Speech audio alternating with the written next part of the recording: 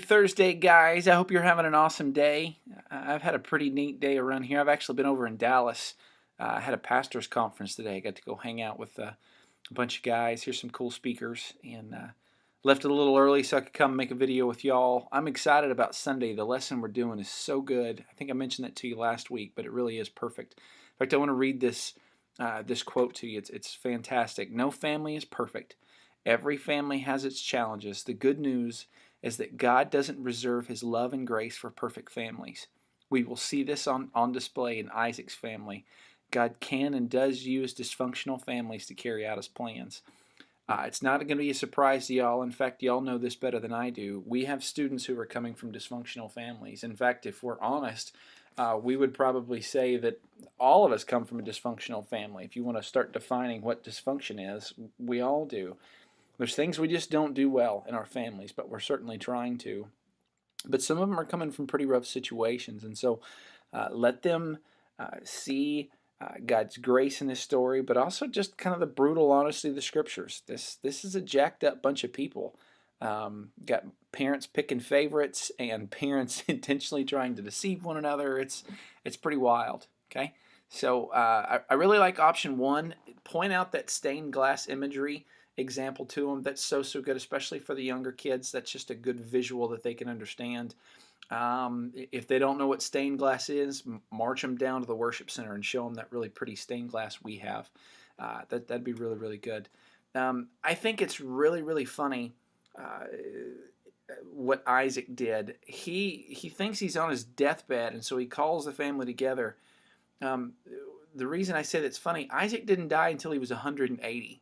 He lives well past this story that we read, but for whatever reason, he had it on his mind that he was going to die.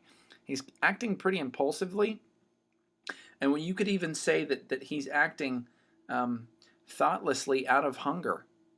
Okay, it sounds like he just wanted a meal and he figured out a way to get one, which sounds sort of familiar because that's what Esau did early in his life. And then we see Rebekah needlessly scheming to get what she wanted for her son.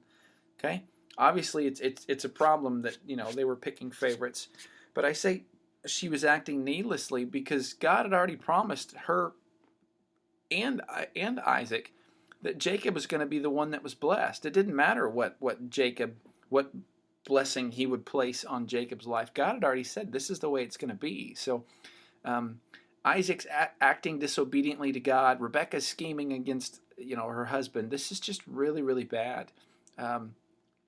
I point this out just simply to say, number one, kind of an encouragement to you and to myself as well. We've got to be so careful with what we're teaching our kids. And I say unintentionally, regardless of what we say, our actions speak incredibly loudly. I say that in relation to your own family at home, but also our students as well. Let us be very mindful of the things that we say and do, because they're watching and those things speak loudly, and they're going to emulate how we act. Also, I would say to the students, they need to be mindful of what their parents are doing, and it's okay to say, you know what, I don't want to be like mom and dad when they're not acting like Christ does. Ultimately, that's the father that we want to emulate more than others. It's not being disrespectful to mom to say, maybe don't say this directly to mom, but to say to yourself, I don't want to act like mom did, or I don't want to act like dad did. I want to be like Jesus. That's a really good lesson. Last thing, and probably the best part of the story, this isn't covered in the lesson, and this isn't going to get covered next week, so I'm bringing this to you now. This is a redemption story, a restoration story. I can't believe they left it out. If you look at the end of chapter 32 and the beginning of chapter 33, our story ends with murder in Esau's eyes. He is ready to kill his brother because of what he's done. And Jacob believes him so much that he runs away. And seems like these two are never going to talk again. However, if you jump into chapter 32 and the beginning of chapter 33, you see they are back together. In fact, when they come back together, Jacob is still terrified of his brother because his brother now has an army and seems to be doing quite well for himself, which that's a lesson of itself. God took care of Esau. But Esau comes, and rather than killing his brother, he receives him with hugs and kisses and love. And they go together and they bury their father whenever he dies at 180 years old. Look how God restored them, and it was a work that only God could do. And it's an amazing thing. So help the students know God is working in their families. Um, Goodness, you be encouraged by that fact. Some of you shared with me you've got kids that just not quite doing what you want them to do, or you've got parents or siblings or whatever. And God has this amazing ability to bring us back together. So don't give up hope. Trust in the Lord, and let's all call our students to that. But see that redemption. Guys, I love y'all. Have an awesome day.